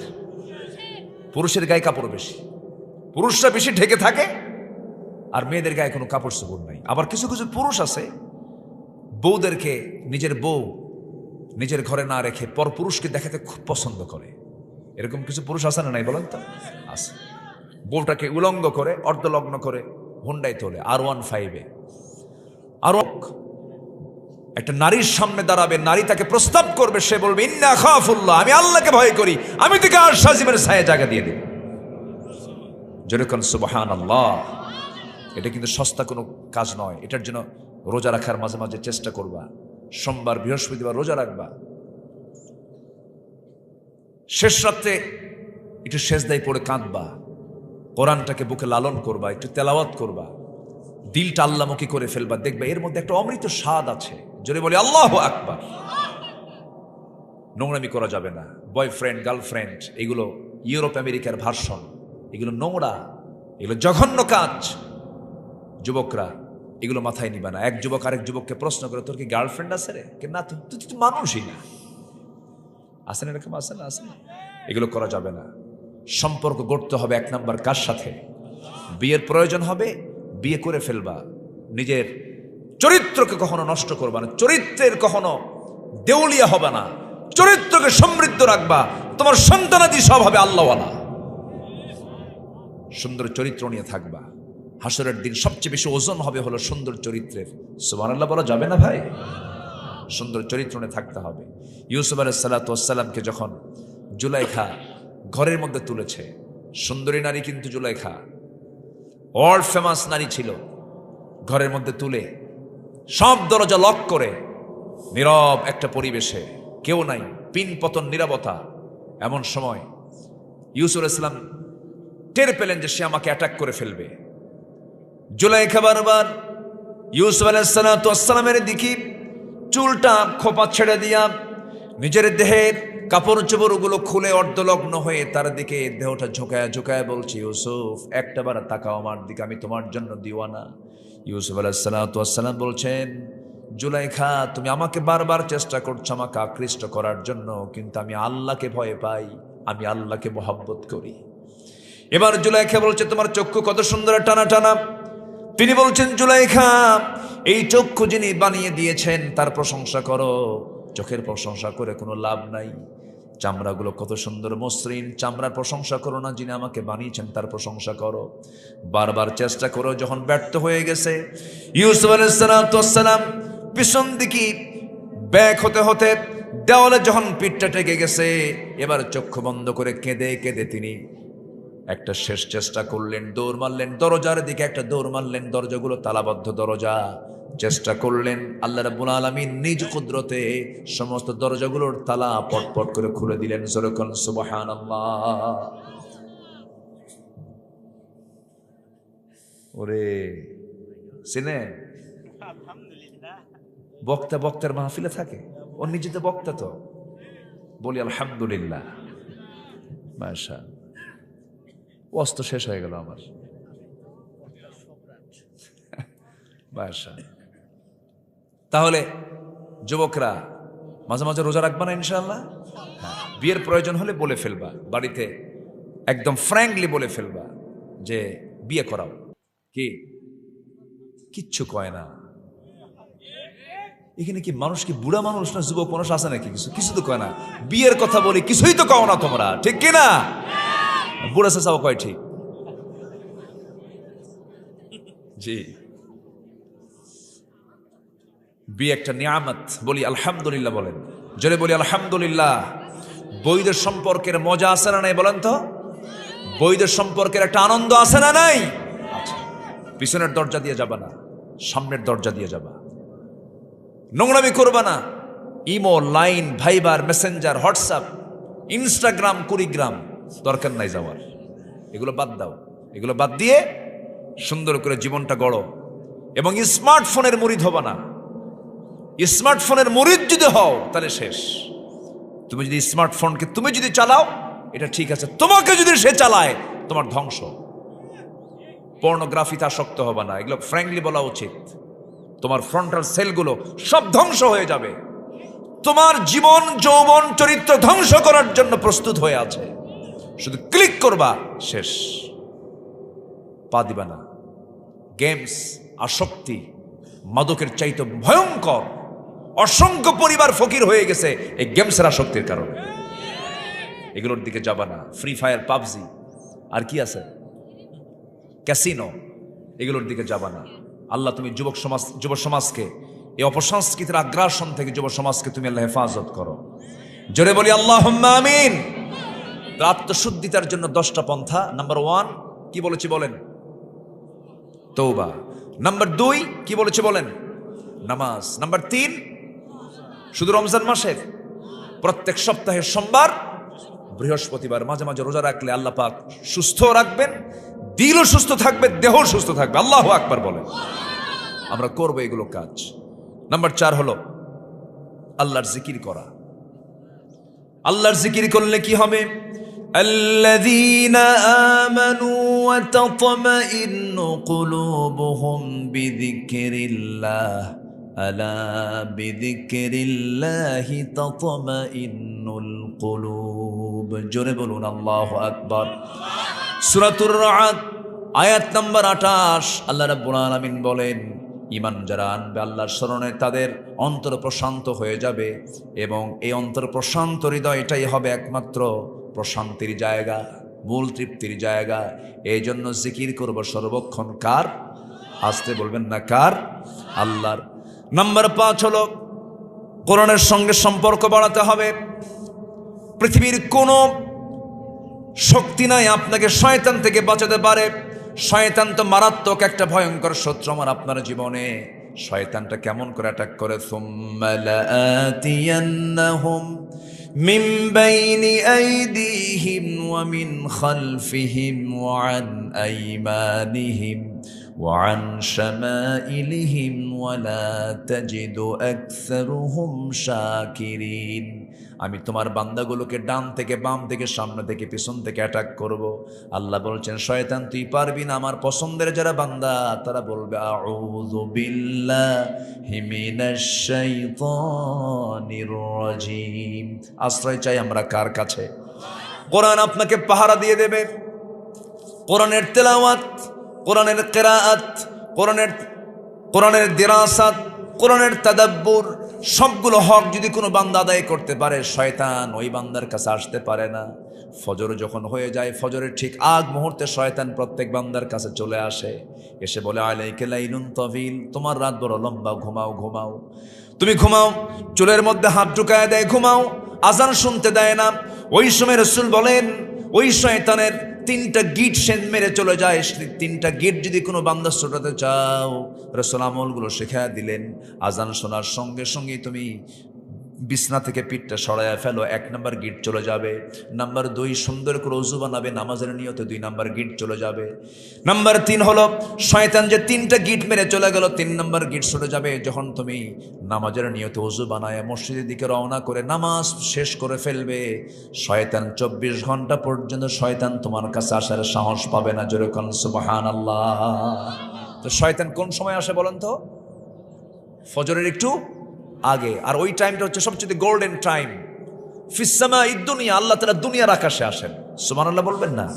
আল্লাহ বেশি আসেন না আমরা বেশি যাই? বলেন বলেন বলেন। আল্লাহ কত আকাশের উপরে? বলেন 7 আকাশের উপরে। সেই 7 আকাশ থেকে প্রথম আকাশে আসেন, তাহলে আল্লাহ বেশি আসেন। সুবহানাল্লাহ বলেন। আমরা দুনিয়াতে থাকি, আল্লাহ আমাকে মাফ করার জন্য আল্লাহ নিজে চলে আসেন প্রথম আকাশে।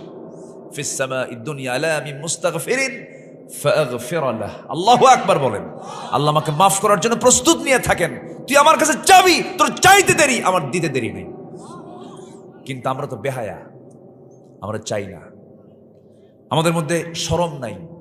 আল্লাহ এত নিয়ামতে ধন্য করেছেন আমাকে আপনাকে। প্রত্যেকটা শ্বাস প্রশ্বাস আল্লাহর দেওয়া। অক্সিজেন বন্ধ হলে 2 মিনিট থাকবো কেউ? অক্সিজেনটা কার দেওয়া? আল্লাহর দেওয়া। অতএব শ্বাস প্রশ্বাস যিনি আমাকে দিয়েছেন তার নামিতে শ্বাস প্রশ্বাসে থাকা উচিত। এটাই তো উচিত ছিল, কিন্তু বান্দা আল্লাহর নাম মনেই রাখে না। সম্মানিত ভাইয়েরা, আল্লাহ তাআলা দুনিয়ার আকাশে আসেন। আকাশটা কত বড়, কত দূর দিগন্ত। একটু একটা তথ্য দিই, আমরা যেখানে বসে আছি এখান থেকে আকাশ কি ছুঁতে পেরেছে এমন কোনো মানুষ পৃথিবীতে কেউ আসছে এখনো? কেউ কি আকাশ ছুঁতে পেরেছে? একজন মানুষ শুধু আকাশকে ক্রস করে চলে গেছেন, তিনি হচ্ছেন মুহাম্মদ সাল্লাল্লাহু আলাইহি ওয়াসাল্লাম। তাও কি পৃথিবীর কোনো যানবাহন দিয়ে? আল্লাহ স্পেশাল ফ্লাইট পাঠিয়ে দিয়েছেন, এই জন্য তিনি যেতে পেরেছেন। কিন্তু এছাড়া মানুষ গেছে হলো চাঁদে। মানুষ কোথায় গেছে? চাঁদে। মানুষ গেছে হলো মঙ্গল গ্রহে, এ পর্যন্তই শেষ। এখন মানুষ যদি বলে চাঁদ দেখলাম, সূর্যের কাছে তো যাওয়া সম্ভব না।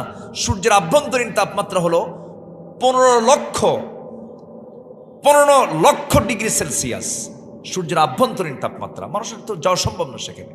আচ্ছা, এখন যদি মানুষ চিন্তা করে একটু চাঁদ দেখলাম, মঙ্গল গ্রহ দেখলাম, একটু তারার দেশে যাব, তারাগুলো কি ছোট না বড়? সূর্য থেকেও বড়। তারকাগুলো এত বড়, কিছু তারার আলো পৃথিবীতে আসেই নাই এখন, এত দূরে আছে। পৃথিবীর সবচেয়ে নিকটবর্তী তারকা হচ্ছে প্রক্সিমা সেন্ট্রাই। প্রক্সিমা সেন্ট্রাই নামক তারকার দেশে যদি কেউ যেতে চায়, বিজ্ঞান বলছে নভোযান লাগবে, হচ্ছে নভোযান ছাড়া সম্ভব না। পৃথিবীর কোনো কপ্টার বিমান দিয়ে সম্ভব না, লাগবে হচ্ছে নভোযান। তো নভোযানের মধ্যে লেটেস্ট নভোযান হচ্ছে অ্যাপোলো 11, যার ঘন্টার গতি হলো 39,000 কিলোমিটার। এই গতিতে, এই ঘন্টার গতিতে কেউ যদি ওই নভোযানে চড়ে যদি রওনা দেয়, ওই তারকার, পৃথিবীর সবচেয়ে নিকটবর্তী যে তারকা, সেই তারকার দেশে যেতে সময় লাগবে হলো 1,15,000 বছর মাত্র। যাবেন কারা কারা? হাত তোলে। সম্ভব? সম্ভব? আর আল্লাহ বলছেন, বান্দা তোকে মাফ করার জন্য আমি দুনিয়ার আকাশে চলে আসি প্রত্যেক রাত্রিতে। কেউ সুবহানাল্লাহ বললেন না তো? তাহলে শেষ রাত্রে আমাদের একটু সেজদা দেওয়ার দরকার আছে কি বলেন তো? স্পেশাল টাইম শেষ রাত। ইমানদারের জন্য 6টা ওয়াক্ত নামাজ। যারা বিশেষ ইমানদার, কয় ওয়াক্ত নামাজ? 6 ওয়াক্ত। 5 ওয়াক্ত নামাজ, আর একটা হচ্ছে তাহাজ্জুদের সময়, যে সময় আল্লাহ তাআলা কোন আকাশে আসেন? দুনিয়ার আকাশে আসেন। আমরা চাইবো কার কাছে? আল্লাহর কাছে। আমাদের নফস শুদ্ধ হয়ে যাবে, আত্মশুদ্ধিতার পন্থা এগুলো। আমরা কোরআনের সঙ্গে সম্পর্ক বাড়াবো। আল্লাহ কবুল করুন, জোরে বলি আমিন। আপনার এই যে কথাগুলো না, শুধু আপনি শুনছেন না, কিন্তু এই কথাগুলো প্রযুক্তির মধ্য দিয়ে লক্ষ নয় কোটি কোটি মানুষের কাছে এই আলোচনাগুলো সাপ্লাই হয়ে যাচ্ছে, চলে যাচ্ছে। তো একটু থাকেন, আমি কি দোয়া করে দেব? আলোচনা চালাবো? আচ্ছা, নাম্বার 6 হলো সেজদায় বেশি বেশি কাঁদবো আমরা। কিসে কাঁদবো বলেন? কান্নাকাটি করার জায়গা কোথায়? মানুষ মরলে মানুষ কান্দে, আছে না? মেয়েরা বেশি কম কান্দে না বেশি কান্দে? হ্যাঁ, মাতম করে, এটা হারাম। ও বাবা রে, আছে না? আছে না? ঠিক না, এটা হারাম, এটা ঠিক না। আল্লাহ তাআলা নারাজ হয়ে যান, আল্লাহ তাআলা অখুশি হয়ে যান। আমরা সেজদায় কাঁদবো আমরা বেশি করে। আল্লাহ রাব্বুল আলামিন বলেন, ইয়াখিরুনা লিল আযকানি ইয়াবকুন ওয়া ইয়াজিদুহুম খুশুআ। আল্লাহ রাব্বুল আলামিন বলছেন, আমার পছন্দের যারা বান্দা, তারা কাঁদতে কাঁদতে লুটিয়ে পড়বে এবং তাদের মধ্যে বিনয় ভাবটা বেড়ে যাবে। চোখের পানি ফেলে ফেলে সে বেকরার হয়ে যাবে, আল্লাহ তুমি আমাকে মাফ করো, ইন্নাকা আফুউন কারীম তুহিব্বুল আফওয়া ফাআফু আন্না। এরকম করে করে ডুকরে ডুকরে কাঁদবে, আল্লাহর কাছে কাঁদবে যারা, যারা চোখের পানি যত বেশি হবে, যার দিলটা যত নরম হবে আল্লাহর জন্য, আল্লাহ তার জন্য তত নরম হবেন। জোরে বলি সুবহানাল্লাহ। নাম্বার 7 হলো নফসকে শুদ্ধ করার জন্য হালাল রিজিক উপার্জন করতে হবে। কুলু মিনাত তাইয়্যিবাতি ওয়া'মালু সালিহান ইন্নী বিমা তা'মালুনা আলিম। নাম্বার 8 হলো মিথ্যাচার এবং গীবতকে বর্জন করতে হবে। ওয়ালা তাজাসসু ওয়ালা ইয়াগতাব বা'দুকুম বা'দা আইয়ুহিব্বু আহাদুকুম আন ইয়াকুলা লাহমা আখিহি মাইতান ফাকারিহতুমুহু। জোরে বলুন আল্লাহু আকবার। গীবত করবা না, মিথ্যাচার করবা না। 16 বছর আমরা যে চিত্র দেখেছি 2024 পর্যন্ত, 8 থেকে নিয়ে এই 16 বছর, একটা মহিলা যে পরিমাণ মিথ্যা বলেছে, শয়তান মনে হয় এত মিথ্যা কথা কয় নাই। ঠিক কিনা বলেন? এত মিথ্যা কথা বলেছে, আলেমদের বিরুদ্ধে কত নেগেটিভিটি ছড়িয়ে দেওয়ার জন্য অনেক অপচেষ্টা করেছে, কিন্তু মিথ্যা মানুষকে ধ্বংসের দিকে ঠেলে দেয়। যাকে নিয়ে মিথ্যা কথা বলেছে সেই ব্যক্তি 25 বছর আগে বলেছিলেন, গাছের গোড়ায় নাড়া দেব, মামু বাড়ি দিল্লি গিয়ে পড়বা। কোথায় গিয়ে পড়ছে? আরো কি সিটি ছিল না? আরো কি শহর ছিল না? পাশেতে কলকাতা ছিল, কলকাতায় যায় নাই। তারপরে কি বলে শ্রীলঙ্কা পড়ে নাই, নেপাল পড়ে নাই, ভুটান পড়ে নাই, আসামের গুয়াহাটি পড়ে নাই, ত্রিপুরার আগরতলা পড়ে নাই, তারপরে কি বলে ওই যে কি বলে রাজস্থান পড়ে নাই, ইউপিতে পড়ে নাই, বোনের বাড়ি লন্ডনে পড়া নাই, বিয়ে বাড়ি আমেরিকাও পড়া নাই, সোজা গিয়ে পড়ছে মামা বাড়ি দিল্লি গিয়ে পড়ছে। কেন জানেন? 25 বছর আগে আল্লামা সাইদির মুখ থেকে আল্লাহ পাক এটা বের করে দিয়েছিলেন। আল্লাহ ওলিদের কথাগুলো আল্লাহ পাক বাস্তবে রূপ দিয়ে দেন। যেরকম আলহামদুলিল্লাহ চলে গেছে, আলহামদুলিল্লাহ তো কব আমরা। কম জ্বালান তো জ্বালাই নাই। অত্যাচার কি কম করছে আমাদের উপরে? সবচেয়ে বেশি জুলুমের শিকার হয়েছে আলেম ওলামারা, ঠিক কিনা বলেন? সবচেয়ে বেশি জুলুমের শিকার হয়েছে আলেম ওলামারা। বিশেষ করে আল্লামা সাইদির উপরে যে অত্যাচারটা করা হয়েছে, শতাব্দীর সবচেয়ে শ্রেষ্ঠ মিথ্যাচার এবং সবচাইতে বড় অত্যাচার। কি করা হলো না? একটি সুস্থ মানুষকে ধরে এনে ক্লিনিক্যালি কিলিং করা হলো। দিল্লির প্রেসক্রিপশনে তাকে বিষ প্রয়োগ করে হত্যা করা হয়েছে। বাংলার জমিনে প্রত্যেকটা হত্যার বিচার হতে হবে। হত্যার বিচার চান না আপনারা? আল্লাহ যেন এই দেশে আদালত যেন সুন্দর হয়, আদালত যেন ন্যায় এবং ইনসাফের ভিত্তিতে কায়েম হয়, এমন একটি সুন্দর কল্যাণ রাষ্ট্র আমরা সামনে দেখতে চাই। আমরা অসৎ নেতৃত্ব আর দেখতে চাই না, কোনো চোরদের দেখতে চাই না। যারা দেশের টাকা বাইরে লোপাট করেছেন তারা দেশে ফিরতে হলে টাকা ফেরত দিয়ে এরপরে রাজনীতি করতে হবে। সোজা সাপটা কথা। মিথ্যার সাথে আমাদের কোনো সম্পর্ক রাখা যাবে না। আল্লাহ সত্যের সঙ্গে চলার তৌফিক দান করুন, জোরে বলে আমিন। সত্য জান্নাতে নিয়ে যাবে, মিথ্যা কোথায় নিয়ে যাবে? জাহান্নামে নিয়ে যাবে। অহংকার করব না আমরা। নাম্বার 9, নফসের রোগ হচ্ছে অহংকার। নফসের রোগ কি বলেন? অহংকার। অহংকার যখন আপনার ভিতরে আসবে ভাবতে হবে আপনি নাই, আপনি শেষ হয়ে যাচ্ছেন। অহংকার এবং আত্মগরিমা এগুলোকে এড়িয়ে চলতে হবে। আল্লাহ রাব্বুল আলামিন বলেন, ওয়ালা তুসাইর খাদ্দাকা লিন-নাসি ওয়ালা তামশি ফিল আরদি মারহান ইন্নাল্লাহা লা ইউহিব্বু কুল্লা মুখতালিন ফখুর। জোরে বলুন আল্লাহু আকবার। জমিন অহংকার করে চলো না, মানুষকে এড়িয়ে যেও না। গরিব মানুষ হেয় করো না। তোমার প্রতিবেশী একটু গরিব, তোমার বাড়ি রাস্তার ধারে, তোমার বাড়ির পিছনে হচ্ছে একটা গরিবের ঘর, তোমার প্রতিবেশী, কিন্তু একটু গন্ডগোল লাগলেই তুমি তার রাস্তায় হাঁটার জায়গা নাই, তোমার জায়গায় তুমি খোঁটা মেরেছ, ওকে হাঁটতে দিবা না। এই যে তুমি আন্ডারএস্টিমেট করলা, আল্লাহ বলছেন এই সমস্ত আচরণ করবে যারা, তাদের জন্য জাহান্নাম। এইরকম খোঁটা মারার ইতিহাস তো মনে হয় শিবগঞ্জে নাই? আছে? খোঁটা মারে? হ্যাঁ, হাজী সাহেব খোঁটা মারলেন, আপনার সম্পত্তি বেশি, হাঁটতে দিলেন না। কিন্তু প্রশ্ন করব, বলুন তো, যে খোঁটা মারলেন জমিনটা কার? মাহফিল আল্লাহর, বাড়িতে গিয়ে ওর নিজের। কি ঠিক আছে না? খোঁটা মারলেন, হাঁটতে দিলেন না, ওই বান্দাটা কার? কার বান্দা বলেন? আল্লাহ। এগুলো করা যাবে না। আল্লাহ তুমি বোঝার তৌফিক দিয়ে দাও। হক নষ্ট করা যাবে না, যার যা হক তা বুঝিয়ে দিতে হবে। বোনের সম্পত্তি মেরে খাওয়া ভাই মনে হয় শিবগঞ্জে নাই? আসতে বলে আছে, আছে। বোনের জমির অংশের ধান বিক্রি করে হজে যায়। কোথায় যায় বলেন? হজে যায়। দেয় না। 12 বছর 15 বছর বাপ মরে গেছে, জমি ভাগ করার কোনো হিসাবই নাই। এমন ভাবে টেকনিকে চলে, বোন কেমন চাবে ফেলে, বোন বলার সাহসই পায় না। আছে না এরকম? আছে না? বাপ নাই, মা নাই, একটু বোনের মায়ের বাড়ি যাব, বাপের বাড়ি যাব, ভাইটা আছে, কি ভাষায় কথা বলবো, আবার যাওয়াই বন্ধ হবে, কয়ও না।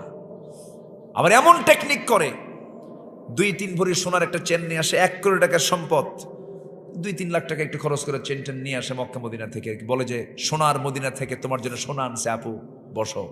গলায় লুকায়, গলায় ঢুলে দিয়ে বলে, বোন একটা কথা বলি কি, অংশ নিলে কিন্তু ধ্বংস হয়। দেখছেন কত বড় বাটপার? আছে কিনা বলেন? আছে কিনা? এগুলো করা যাবে না। এগুলো করলে নফস মরে যাবে, নফস ধ্বংস হয়ে যাবে। আল্লাহ তুমি বান্দার হক নষ্ট থেকে আমাদেরকে হেফাজত করো, জোরে বলি আল্লাহুম্মা আমিন। নাম্বার 10, আমরা তাকওয়া অর্জন করব। কি অর্জন করব বলেন তো? তাকওয়া। আমার বেঁচে থাকবো সকল হারাম থেকে। তাকওয়া মানে হলো বেঁচে থাকা, সকল হারামকে মাইনাস করে ফেলবো। ওয়াহলালতুল হালাল ওয়া হারামতুল হারাম ওয়া লাম আযিদ আলা যালিকা শাইআন। জান্নাতে যাওয়ার সূত্র হচ্ছে হারামকে বর্জন করব, হালালকে ধরবো, জান্নাত পেয়ে যাব। আল্লাহ বোঝার তৌফিক দান করুন, জোরে বলি আমিন। তাকওয়া মানে কি দেখেন, আমি বলি একটু, জাস্ট একটা উদাহরণ দিচ্ছি। সাইয়েদনা ওমর ফারুকের নাম শুনছেন তো? ওমর ফারুকের জন্য কয় নাম্বার খলিফা? ভালো করে কন না ভাই, কয় নাম্বার? আচ্ছা, এই লোকগুলো যাচ্ছে কেন যে 2-1 জন করে চলে যাচ্ছে? দোয়া করে দেই, দোয়া করে দেই। এ যাচ্ছেন কেন? একটু বসেন। না বলে চলে যাচ্ছেন কেন? একটু বসেন। আলুর সময় আর ধান কাটার সময় না, এটার একটা ইফেক্ট মাহফিলে পড়েছে। যারা আসছেন অনেক কষ্ট করে বসে আছেন, গ্রামের মানুষ, পরিশ্রমী মানুষ, ক্লান্ত দেহ। আমি খুব বেশি সময় নেব না, আমি আস্তে আস্তে শেষের দিকে আস্তে আস্তে যাচ্ছি। তো ওমরে ফারুকের নাম সবাই শুনছেন না? কয় নম্বর খলিফা বলেন তো? আচ্ছা, 4টা খলিফা আমাদের। কয়টা খলিফা বলেন? 4 জন খলিফা। তারা কি দেশ চালান নাই? আজ থেকে তারা কি দেশ চালান নাই? আচ্ছা, সুলাইমান নবীর নাম শুনছেন কিনা? তিনি কি শুধু অঞ্চলের রাষ্ট্রপতি ছিলেন, না গোটা দুনিয়া শাসন করেছেন? তিনি নবীরা দুনিয়া শাসন করেছেন। আমার নবীজি 12 লক্ষ বর্গ মাইলের রাষ্ট্রপ্রধান ছিলেন। 4 খলিফা অর্ধ দুনিয়া শাসন করেছেন। ইউসুফ আলাইহিস সালাম খাদ্যমন্ত্রীর দায়িত্ব পালন করেছেন। কিন্তু আজকে ইসলাম রাষ্ট্রীয় পর্যায়ে পৌঁছুক, যেটা যারা চান না, এটা হচ্ছে মুনাফিকের চিন্তা ছাড়া এমন চিন্তা কেউ লালন করতে পারে না। ওমরে ফারুক রাদিয়াল্লাহু তাআলা ছিলেন 2 নম্বর খলিফা। তাকওয়া কাকে বলে দেখেন।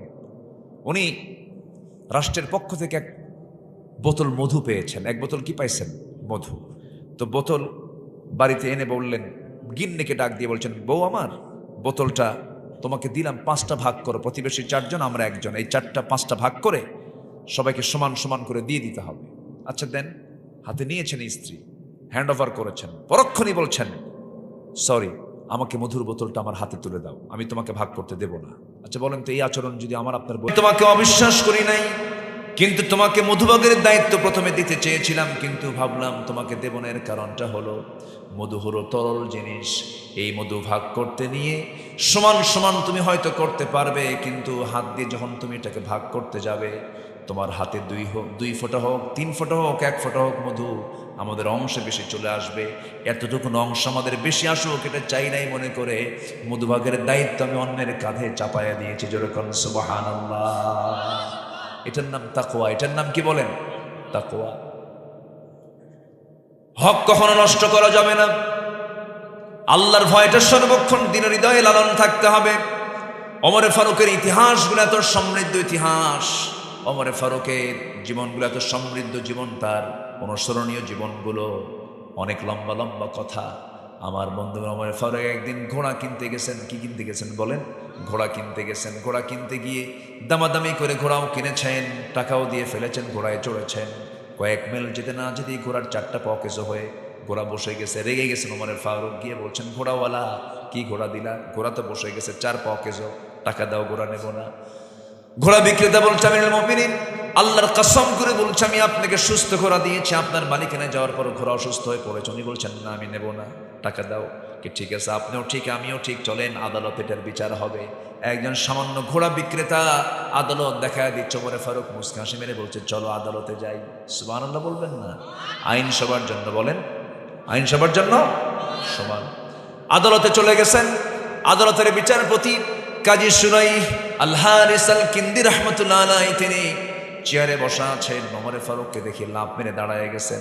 দাঁড়ায় গিয়ে বলছেন, আমিরুল মুমিনিন, আপনি এই জায়গায় কেন, কি হয়েছে আপনার? তিনি বলছেন, তুমি তোমার চেয়ারে থাকো, আইন সবার জন্য সমান। এই ঘোড়া বিক্রেতা আমার নামে মামলা দিয়েছে, তুমি শোনো, দেখো তো কি রায় চলে আসে। সম্পূর্ণ 2 জনের কথাগুলো শুনলেন বিচারপতি। কাজী শুনলেন।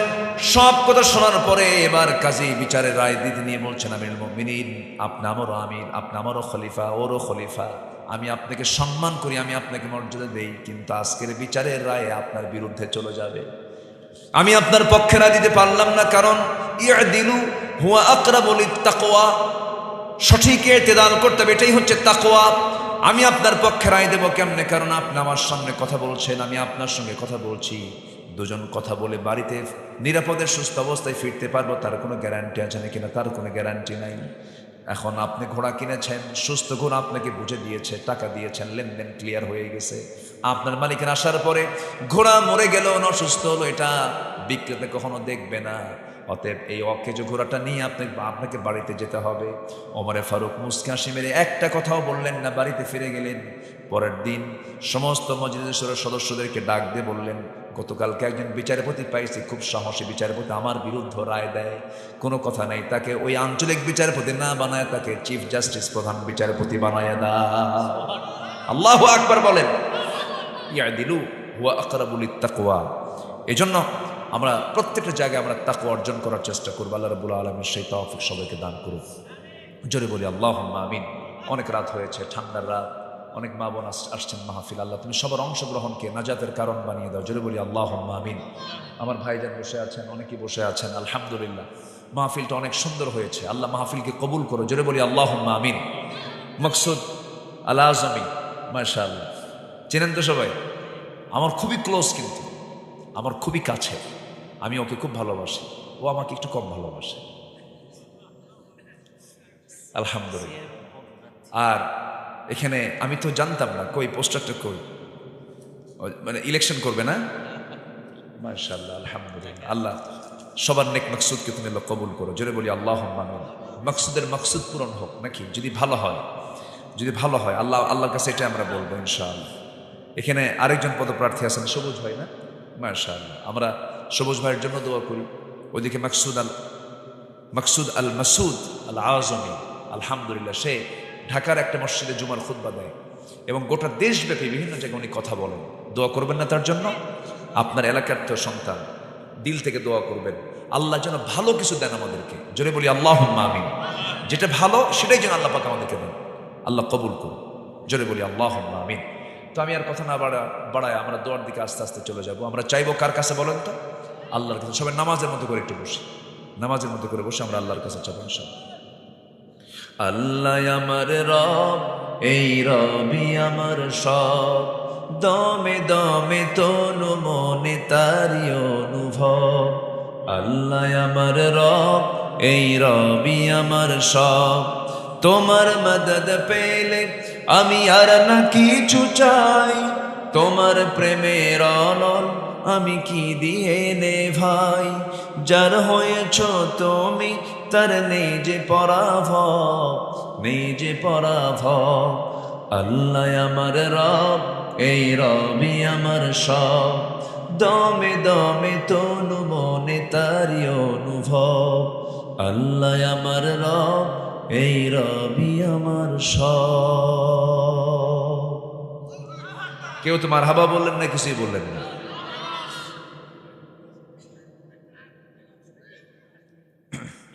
মাশাআল্লাহ, একটু বসেন।